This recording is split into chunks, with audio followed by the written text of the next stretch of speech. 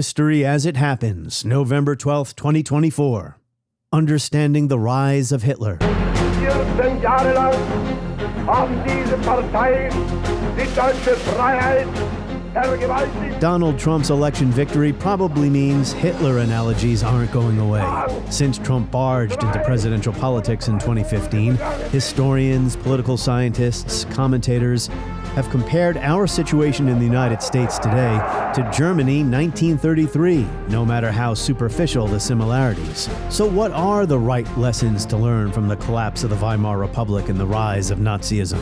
The answer's next as we report history as it happens. I'm Martin DeCaro. It is almost inevitable that people talk about fascism in the United States when they witness the extreme racism, the threats of violence, which President-elect Trump expressed in the election campaign. It's not surprising that parallels to Nazi Germany, to fascist Italy, are in public debates.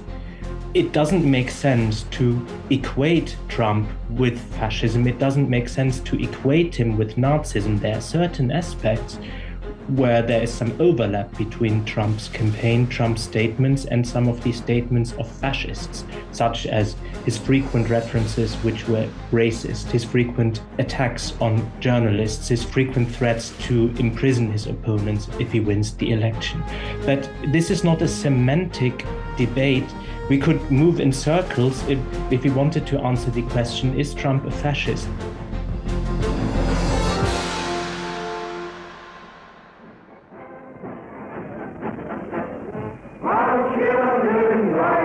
July 1932.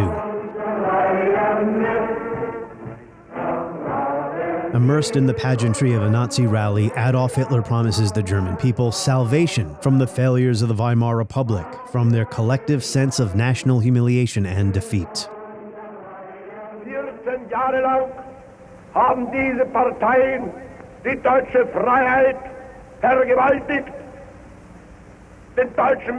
For 14 long years, these parties have raped German freedom, beaten German men with clubs. Before 2 or 3 months pass, this terror will be removed if you vote for National Socialists, said Hitler. In national elections that month, the Nazis won 230 seats in parliament, on 13 million votes, 37% of the total.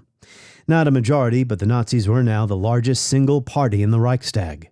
And in 2 years, Hitler's movement had gone from the fanatical fringes to the brink of power. But Germany's conservative elites weren't quite ready to give Hitler everything he was asking for. Still, the Nazi gains were impressive, as historian Christopher Browning writes in an essay for the New York Review titled Hitler's Enablers. In addition to taking the bulk of the Protestant middle-class vote that previously went to some centrist and conservative nationalist parties, the Nazis were overwhelmingly successful in capturing first-time voters, especially youth, and were also disproportionately successful among women voters. In this essay, Browning reviewed 3 books that attempt to explain how Hitler was levered into power in January 1933, and then won over Germans who hadn't voted for him yet, while ruthlessly crushing all opposition, turning the country into a dictatorial police state where concentration camps were filled with internal enemies. I'll share a link to the essay in my weekly newsletter. You can subscribe free by searching for History as It Happens on Substack. So here we are, talking about Hitler again, as we must, because we must continue to understand how this man came to power in a scientifically and culturally advanced nation, despite or because of his ferocious anti-Semitism and proclivity for violence. And because some historians and commentators today continue to compare what's happening now to what happened then. They're poisoning the blood of our country. That's what they've done. They poison. We will root out the communists, Marxists, fascists, and the radical left thugs that live like vermin within the confines of our country. So there are lessons to learn here. The appeal of demagogues, the exploitation of grievance, the importance of conservative enablers. At the same time, what happened during the final years of the Weimar Republic bears little resemblance to America 2024. Christian Goeschel is professor of modern European history at the University of Manchester, and I've been watching him on a Netflix documentary, Hitler and the Nazis, Evil on Trial. I highly recommend it. Christian Goeschel, welcome to the show. Hi, Martin. It's great to be back on the show. The election fresh in our minds, at least it's on my mind. And my first question goes right along with that, because this has been a big part of the American election season, the fascism debate, and efforts to draw parallels between Trump and fascism, Trump and Hitler, what have you. As a historian who's watching all of this from across the Atlantic Ocean, as an expert on the Third Reich, what do you think of all this fascism talk here? It is almost inevitable that people talk about fascism in the United States when they witness the extreme racism, the threats of violence, which President-elect Trump expressed in the election campaign. It's not surprising that parallels to Nazi Germany, to fascist Italy, are in public debates. It doesn't make sense to equate Trump with fascism. It doesn't make sense to equate him with Nazism. There are certain aspects where there is some overlap between Trump's campaign, Trump's statements, and some of the statements of fascists, such as his frequent references which were racist, his frequent attacks on journalists, his frequent threats to imprison his opponents if he wins the election. But this is not a semantic debate. We could move in circles if we wanted to answer the question, is Trump a fascist? It is not so helpful, in my view, to compare Trump to European fascist leaders of the 1920s, 1930s, and 1940s. There was a homegrown fascism in the United States in the interwar period. Let's not forget that. Think about the frightening rally of the Bund in Madison Square Garden in 1939. So, what is to be gained if we label Trump a fascist? Fascism is still a very powerful political term, but I think we miss out quite a lot from our understanding of the phenomenon of Trump, a modern demagogue, if we simply label him a fascist. He is certainly one of the most dangerous demagogic politicians the world is seeing today. But comparison doesn't mean equating. So there are certain parallels, but labeling Trump a fascist, labeling Trump a Nazi is not helpful in understanding the totally different context, the totally different conditions which have produced the phenomenon of Trump. Yeah, I mean, not to sound like Captain Obvious here, but the United States of 2024 is not Weimar Germany of the 1920s and early 1930s. Yet it is important that we study and learn from the history of the Third Reich. You know, when I complain about the fascism debate, it's not because I want people to not read about this stuff and not to study it. We have to study it.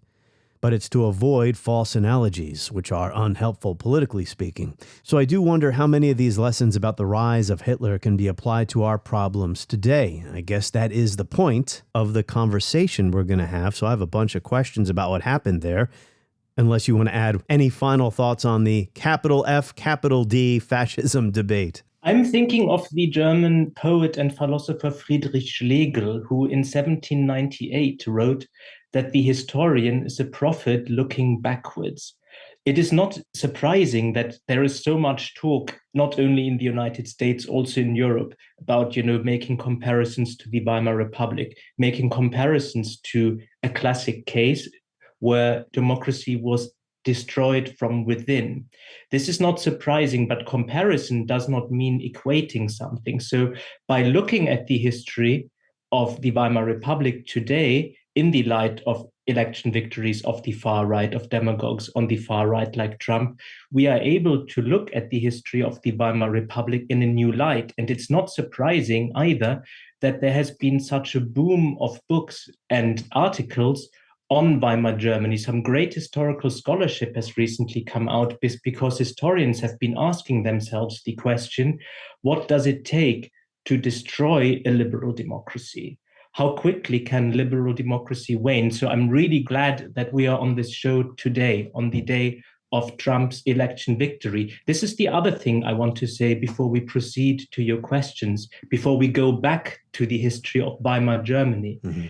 Trump was elected in a democratic election by a majority of American voters under the American Constitution. Neither Hitler nor Mussolini were ever elected in free democratic elections. So that is a huge difference. But what these figures perhaps have in common is that they operate within a democratic system to destroy it from within. And this is really the big theme we are going to discover in our exploration of the destruction of the Weimar Republic, that there were politicians on the right, on the far right, who used parliamentary methods, who used seemingly legal political activity to destroy democracy from within and to replace democracy with an authoritarian regime. After Nazism fell, Franz von Papen did assert that the Hitler cabinet of 1933 was appointed democratically, but he got that wrong. Another point we're going to get to along the lines you just articulated there, the conservative enablers. Hitler had his conservative enablers. Today, critics of Trump will say that as he prepares his assault on our democratic norms, he has had conservative enablers who have helped him maintain power in the Republican Party. No better example of that than what happened after January 6th, when the Senate did not convict him after he was impeached for the riot at the Capitol and ban him from seeking office ever again. All right, Christian, late 1920s, early 1930s, maybe we can start with a brief overview of the political culture, the political climate in Germany at that time, with the aim of answering this very important question. And that is, why did President Paul von Hindenburg stop trying to govern through a parliamentary majority and instead rule through the emergency decree provision of the Constitution, which allowed him to appoint a presidential cabinet in 1930? So not 1933, when Hitler comes to power. We're talking 1930. The decline of Weimar democracy begins in 1929, 1930, 1929 is the year of the Wall Street crash, which has devastating consequences for Germany. So much of German industry, so much of the German economy is reliant upon American loans. And once American businesses, American investors, American banks withdraw their credit lines, the German economy enters into a deep recession. The Weimar Republic had entered into an era of relative stability in 1923 after the end of the hyperinflation, after the defeat of the Nazi beer hall putsch in 1923. But then in 1929, the Great Depression really throws a spanner into the works. What happens in 1930, the great coalition government between the Social Democrats, the Catholic Center Party, and the Liberal Conservative German People's Party, that grand coalition falls apart.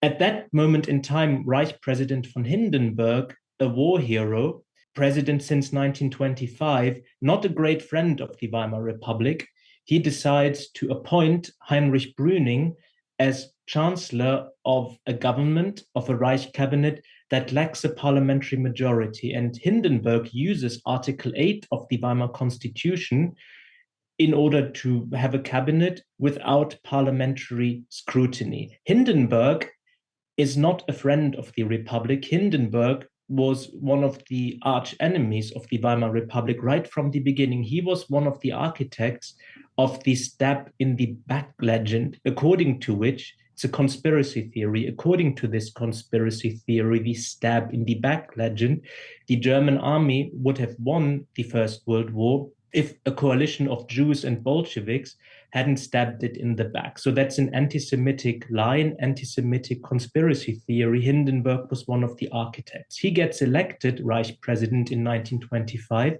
He's enormously popular, and he tries to maintain decorum. He tries to maintain order and stability.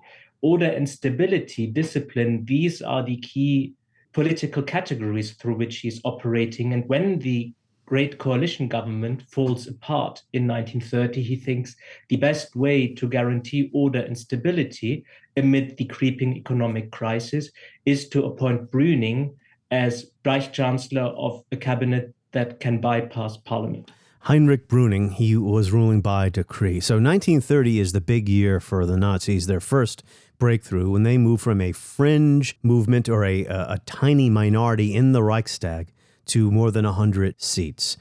So maybe we can go back a little bit here just as to why parliamentary democracy, because in Weimar there was proportional representation, And you had some pretty impressive political parties that were able to maintain a majority prior to 1930 and continue to function, like the Social Democrats. They were the largest party for a long time, with the Center Party as well. These were center-left parties that were committed to democracy. So what happens in 1930 that, again, leads Hindenburg to make this, you can call it a fateful decision, to cease trying to govern through a parliamentary majority? In 1930, the Nazi Party celebrate a massive election victory. They are turned by German voters from a fringe party in one of Germany's largest parties in parliament. That's in September 1930 in the Reichstag elections. These Reichstag elections, these national parliamentary elections, take place under the impact of the deepening economic recession. They're taking place under the impact of the deepening economic crisis. Article 48 of the Reich Constitution, Article 48 of the Weimar Constitution, gives the Reich president the power to bypass parliament and to rule by decree. Article 48 of the Weimar Constitution had been used by previous governments of the Weimar Republic to defend liberal democracy, especially in the crisis year of 1923, when Germany had been hammered by three crises: the French occupation of one of its largest industrial areas, the Ruhr district, the hyperinflation, and the Nazi beer hall putsch. So Article 48 had been put into the Weimar Constitution by the founding fathers of the Constitution in order to create a safeguarding mechanism for the Constitution. But Hindenburg, as an authoritarian ex-field marshal, he uses Article 48 to undermine liberal democracy. It's often been said that Hindenburg was frail. He was certainly very old, but he knew what he was doing. It is simply not true that Hindenburg was a puppet of some other people we'll be discussing in due course on this podcast. Hindenburg didn't like the Weimar Republic, and he was playing with fire when he relied on Article 48 increasingly. At the same time, there were no more working parliamentary majorities of parties that actively supported the Weimar Republic from the early 1930s onwards. Okay. So Article 48 was a way forward, Hindenburg thought, to maintain order and stability. At this point, talking 1930, late 1930, Hindenburg and von Brüning, are they bent on ultimately dismantling Weimar democracy and reestablishing some kind of monarchy? Hindenburg remained a monarch throughout his life.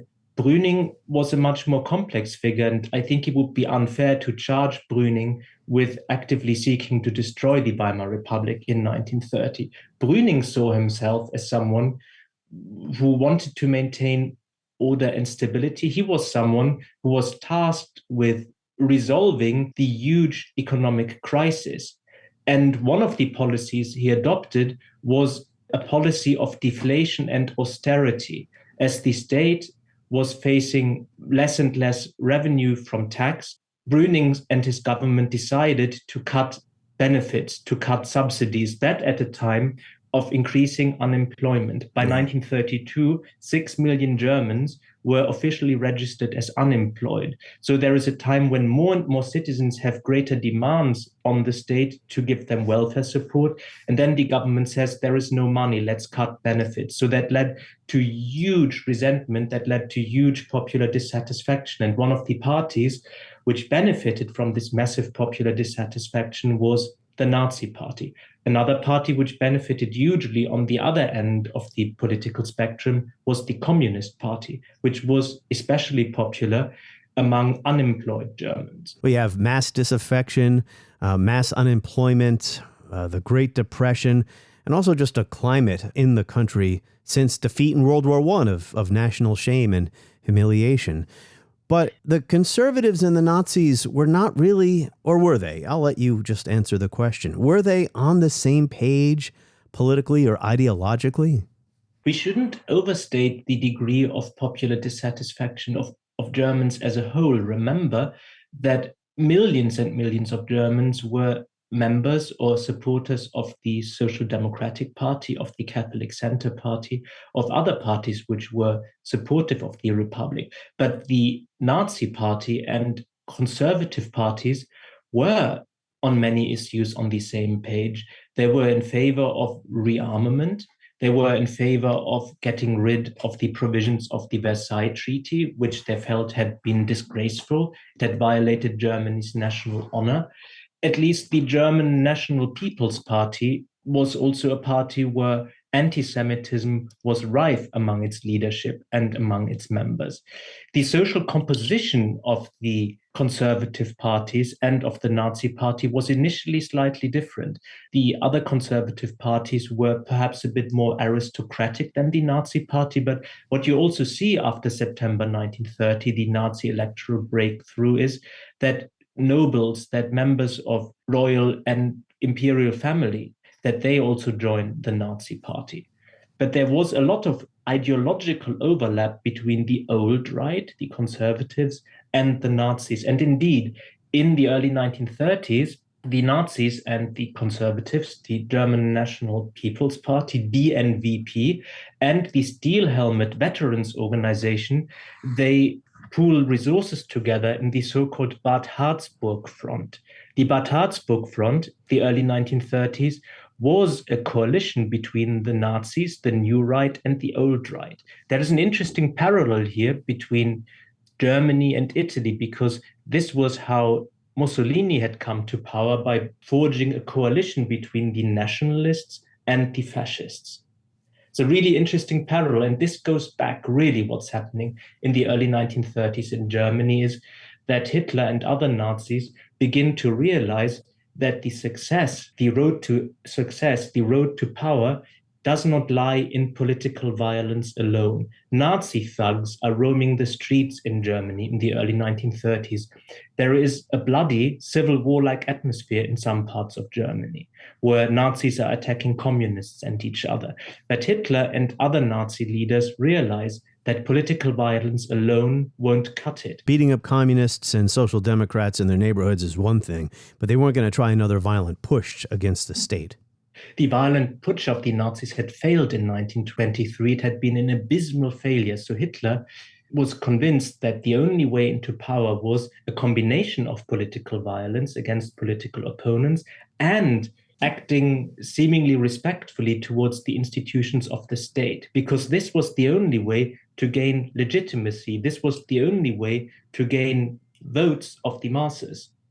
So it's a combination of political violence and seemingly legal political activity that forms the matrix of Nazi success. And you cannot implement this matrix of Nazi success, political violence, gaining political legitimacy, without the support of conservative parties, without the support of conservative enablers. They were all hardcore nationalists who wanted to revive German national greatness.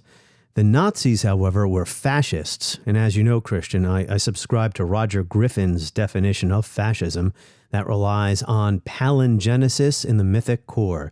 So the notions of rebirth, cultural and political revolutionaries trying to create like a new society of new men, makes them maybe more radical or different than maybe the old right, the aristocracy. I don't know if you want to comment on that before we continue on here in our chronology.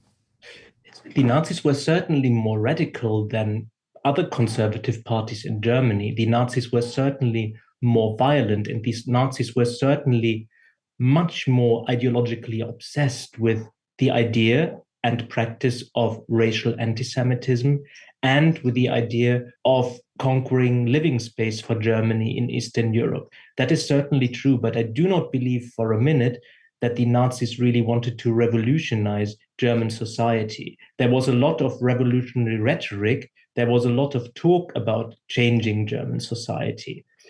What the Nazis stood for in the 1930s was that they posed as an alternative protest party.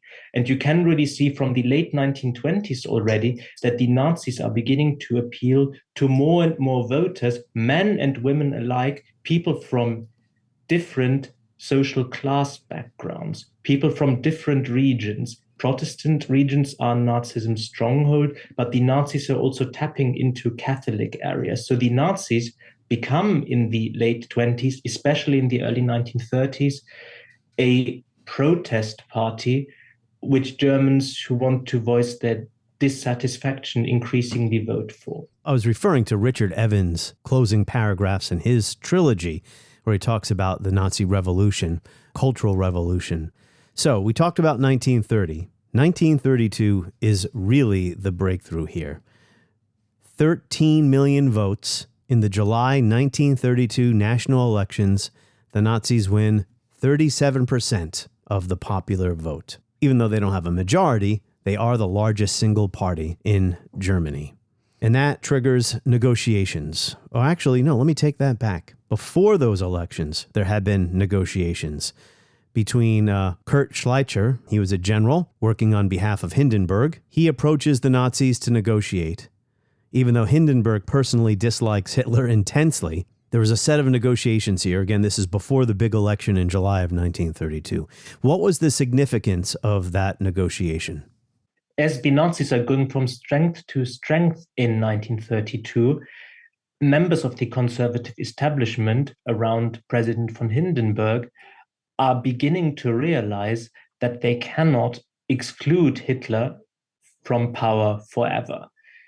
Some attempts are being made to put out the feelers to Hitler whether he would want to enter government as a vice chancellor. Hitler steadfastly refuses. He says, you either make me chancellor of a government that can rule through emergency decrees, or I'll walk away. The Nazis really increased their political violence in early 1932. This is the moment when you start having a civil war-like atmosphere on the streets of some German regions, especially in East Germany. That's because the conservatives lifted a ban, right, on the Nazi, the stormtroop or political campaigning. They had been banned from doing this. Now they were allowed to do it again.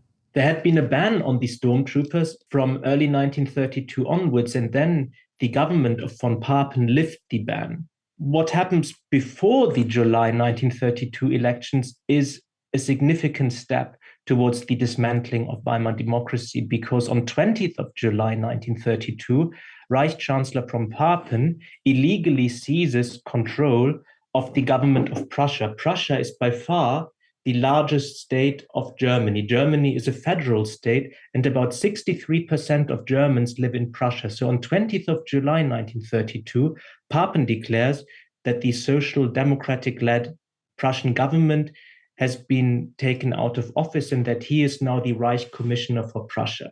This is really one of the most important steps towards the dismantling of democracy. The Nazis rejoice. They say, okay, this is Prussia done away with. This gets us closer to the levers of power. And then in late July 1932, the Nazis celebrate a triumph. They gain more than 37% of the vote in the Reichstag elections. They are now by far Germany's largest party. There is a problem.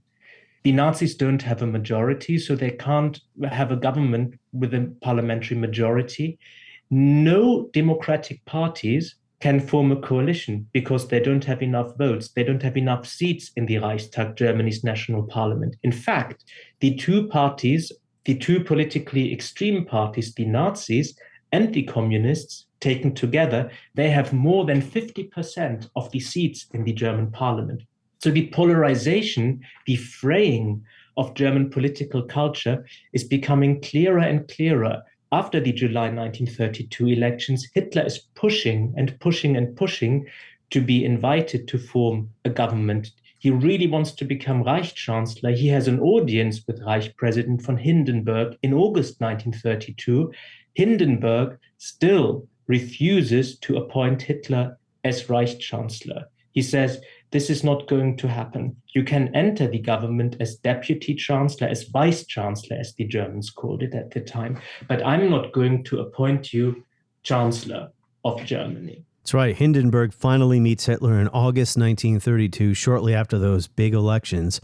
He makes him the offer to the Bohemian corporal, as he referred to him, and Hitler rejects it. I also wanted to mention, going back to that initial negotiation in the spring of 1932, prior to the July elections, Hindenburg's representative Schleicher, he extracted a promise from Hitler. Basically, okay, we'll let you start campaigning again, we'll lift a ban on the stormtroop, but then you have to cooperate with whatever happens in the upcoming elections. And Hitler broke that promise. Immediately, he instead demanded full power, and Hindenburg was in no mood for it. Hitler was notorious for breaching any promises or any agreements he had made. I'm saying this as a historian with hindsight, but after these negotiations with Schleicher, the conservatives may have realized that you couldn't trust Hitler, you couldn't do business with him. But Schleicher, he was a general, he was one of the leading generals of the German army, he was quite close to Reich President von Hindenburg. Schleicher was determined to replace Weimar democracy with a more authoritarian state, where the army, where the military would essentially hold the levers of power. And Schleicher thought the best way to turn Germany into a military authoritarian dictatorship would be with the support of the Nazis. But Hitler wouldn't have any of that. Hitler said, the Nazis and we deserve to be in power. You can be our junior partner as a conservative. It can't be that we Nazis, as the largest political party in Germany, are only the junior partner. This is not going to happen. Hitler would not accept that. Hindenburg, at this point, he's still interested in going back to rule by parliamentary majority, right? He didn't want to have rule by emergency decree on a permanent basis, even though, of course, he was an opponent of democracy. Not only the preference, according to the provisions of the German constitution, the Reich government ought to have a parliamentary majority. Article 48 was reserved for emergency situations. But as 1932 had not produced any realistic election result where parties could form a ruling coalition, a governing coalition, the German state, the Weimar Republic, entered into political paralysis. 4 nationwide elections were held in Germany in 1932, 2 rounds of the presidential elections. In the second round of the presidential elections, Hindenburg defeated Hitler. And Hindenburg, for many Democrats, was now the last hope. He was now the guardian of democracy. Also, Hindenburg, deep in his heart, was an opponent of democracy. Then there was the July 1932 Reichstag election. And then, as the economic and political crisis were deepening in the late summer and early autumn of 1932, another Reichstag election was held in November 1932. In the November 1932 Reichstag elections, the Nazis lost 4 or 5% of the vote. Many voters were disappointed that the Nazis had not been able to enter into government. Many Nazi voters stayed at home. They didn't cast their vote. And one of the reasons why the Nazis lost quite a number of votes in the November 1932 Reichstag elections was that there had been a strike of transport workers in Berlin, which had been jointly organized by the Nazis and by the communists. So some voters, some middle-class voters, thought, we are not possibly going to vote for a party which has organized a strike with the communists. This strike had been organized by Goebbels and other Nazis. They didn't want to form a political coalition with the communists, of course, but they organized this transport worker strike in order to show how ineffective the institutions of Weimar democracy had become. Yeah, they're trying to destroy the system from within. And thank you for bringing up the fact that there were all these elections, nonstop electioneering. People are getting exhausted by it. I think I can relate to that as an American now. After the July 1932 elections, where the Nazis now have 37% of the vote, that parliament didn't ever meet, with the exception of like a couple of days for the rest of the year. So there was no parliament doing anything, able to make or take any decisions. So this, I think, is putting pressure on Hindenburg to give in ultimately to Hitler's demands to have a presidential cabinet with him in charge rather than going back to some kind of parliamentary system, even though everyone involved here is really no fan of democracy and some want to get rid of it. And I'm going to give you an example of that. I have Richard Evans' new book here, Hitler's People, open to page 263, the chapter about Franz von Papen, who becomes chancellor after Brüning, if I'm not mistaken. Papen met Hitler for the first time, 9th of June, 1932, just over a week after Papen became Reich Chancellor. As he wrote later, I found Hitler curiously unimpressive.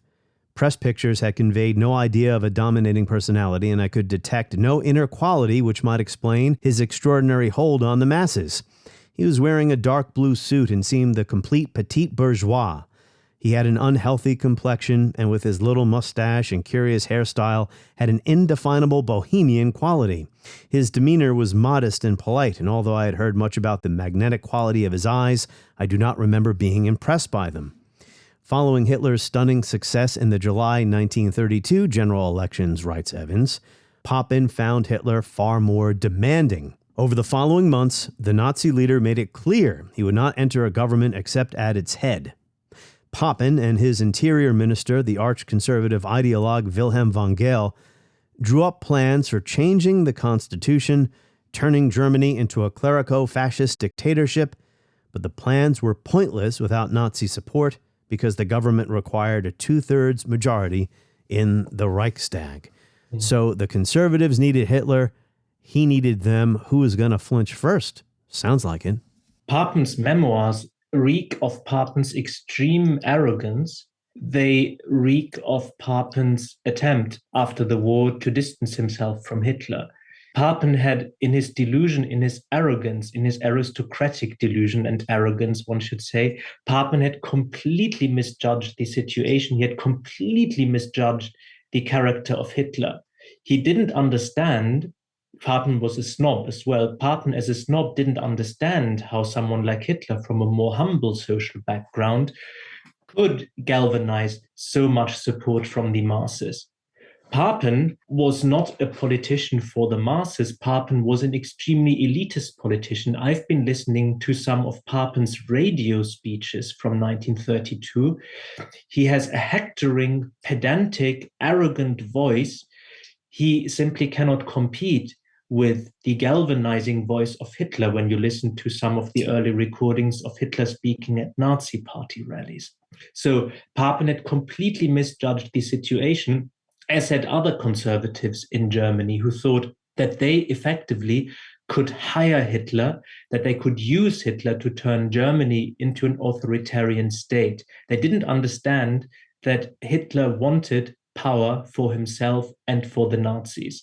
It was beyond the comprehension of Papen, also of Schleicher, to understand the dangerous populist mass political dynamics of Hitler and National Socialism. But Hitler's positions and his ideas were not a secret. Hitler's positions were public.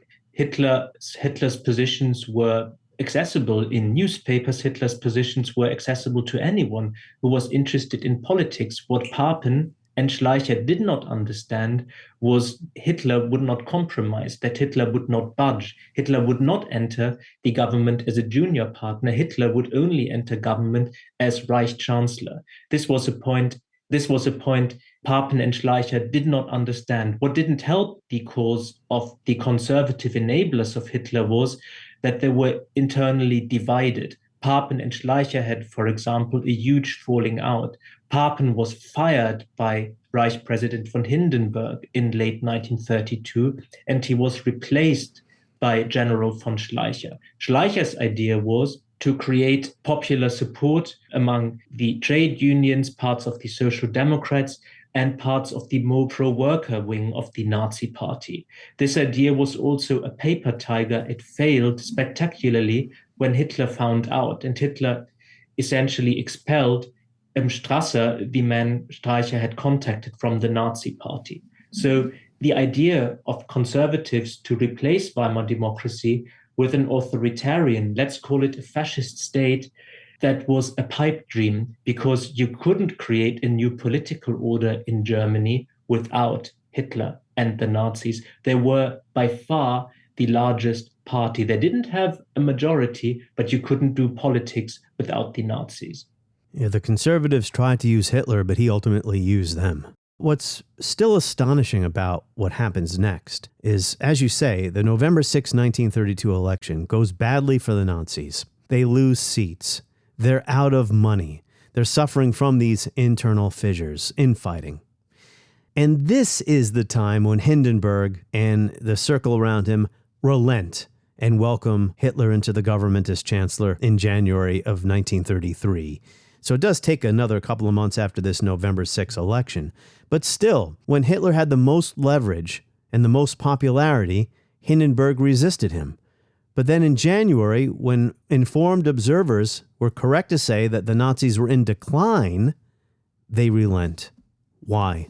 The question why Hindenburg and other conservative enablers changed their mind over the course of 1932 is a difficult question. There was a gradual, it's not immediate, there was a gradual shift within Hindenburg's circle that you couldn't keep Hitler out of power forever.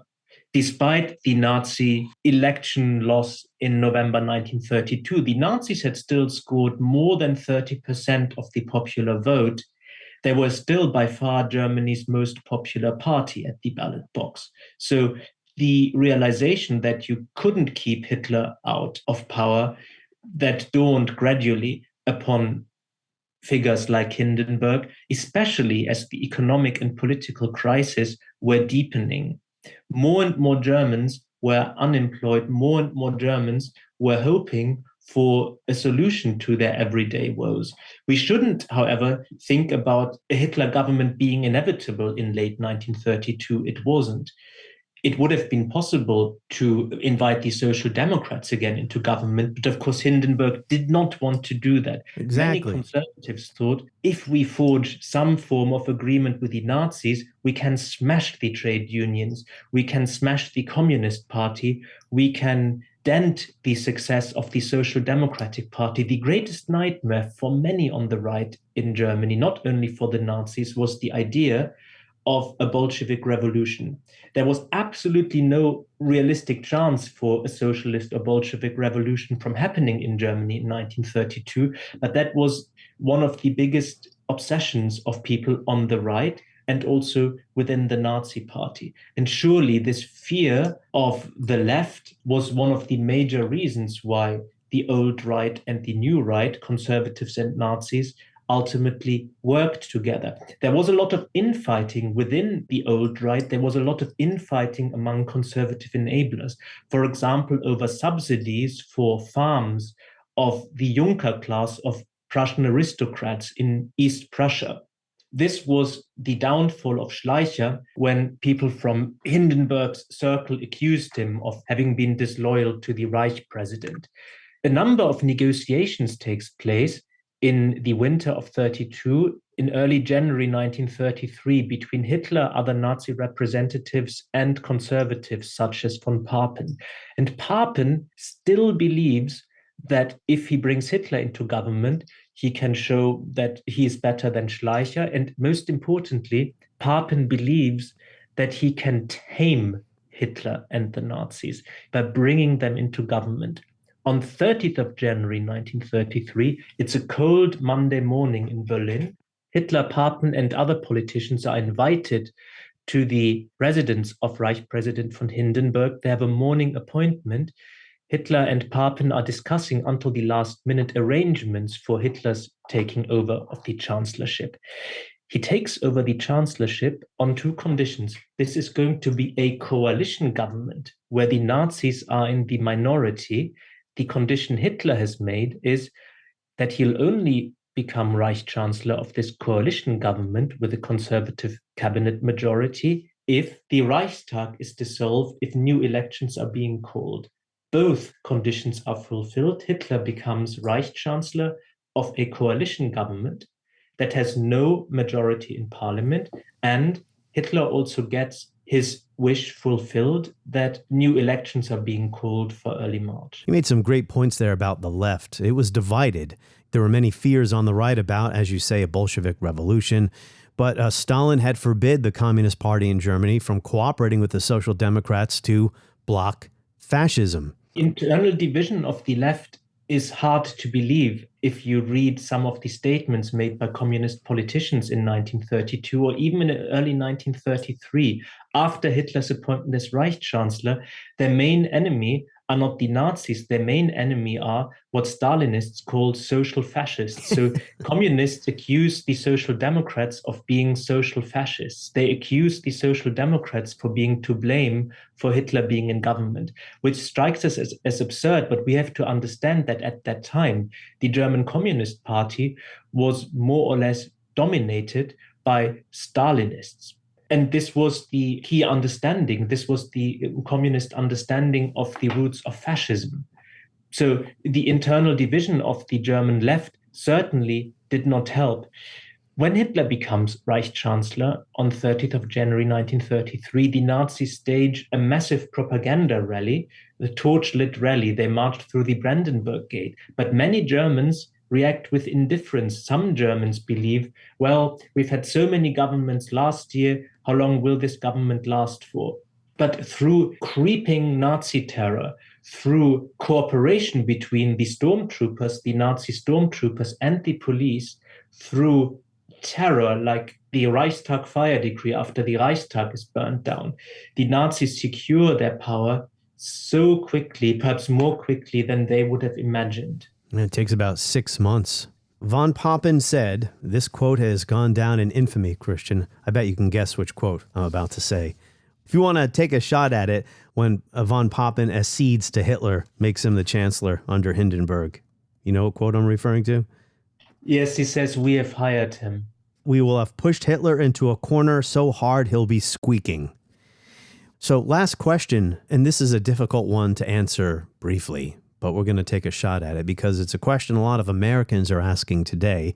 How are so many people, a majority of the public, voting for someone who insults people, who threatens Americans, who, in their view, is a racist, who's threatening mass deportations, tried to overturn the last election and incited a mob to attack Congress?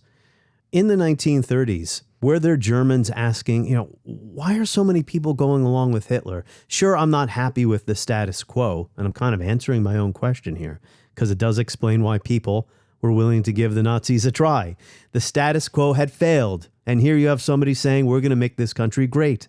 The difference between the US today and Germany in 1932, 1933 is fundamental. Today, there is no mass unemployment in the USA, despite the huge social inequality between the rich and the poor. But, there's also a fundamental difference between the fact that Trump was elected by a majority of Americans. Hitler never received a majority. There are elections held on 5th of March 1933, but they are held in an atmosphere of intimidation and terror. These elections happen a few days after the Reichstag fire, after the notorious Reichstag fire decree, which abolishes German civil liberties and freedoms. So it's a different situation, and many Germans were totally against Nazi rule, but because of Nazi terror, because of Nazism's mobilization of German society, many Germans, nolens volens, nilly-willy, fell into line. But it's not the job of the historian to say, well, I would have behaved differently. It's very hard, and this is ultimately why it is so fascinating still to look at the dissolution of the Weimar Republic, to look at the ascent of Hitler, because it begs the question, how would we have acted? How would I have reacted? How would we have reacted? This is essentially the question why it is so important today to look at the dissolution of the Weimar Republic. A lot of ordinary Germans were turned off by the violence, the Reich Kristallnacht in 1938, etc. But there were plenty who weren't, especially since, at first, the targets were people like communists. So, we prefer not to see blood spilled in the street, but we need law and order. We need to end the paralysis. And, the Nazis were seen as a party who could restore law and order, put an end to the chaos in the streets. Of course, they were causing it. What the Nazis do is, as soon as they are in power from 30th of January 1933 onwards, they try to bring all aspects of German society under their control. It is fascinating to think about how Hitler makes use of the radio only representatives of the Nazi Party and of their conservative coalition partner are allowed to speak on the radio in the election campaign that leads to the 5th of March elections. People are being pushed out who are known as social democrats, who are known as communists. But think about the extreme polarization of German society. So many people, especially if they're from the working classes, they are not in favor of Hitler and the Nazis initially if they have relatives who are being sent to one of the early concentration camps. So there is a lot of polarization, but the Nazis combine terror with the attempt to appeal to the masses, with the attempt to appeal to the slogan that they are making Germany, that they're turning Germany into a great country again. Nobody, including Hitler himself, expected on 30th of January 1933, the day of his appointment as Reich Chancellor, that he and the Nazis would last in power. The speed, the ruthlessness, the violence through which the Nazis secured their power is still shocking after so many years. And it'll be interesting to see what is going to happen in the United States after the inauguration of Trump. On the next episode of History as It Happens, it's been more than 3 years since the U.S. withdrew in defeat from Afghanistan. What is going on in that country? Who is in charge? We'll discuss a name from the past. That is next as we report History as It Happens. New episodes every Tuesday and Friday. My newsletter every Friday. Sign up at Substack. Just search for History as It Happens.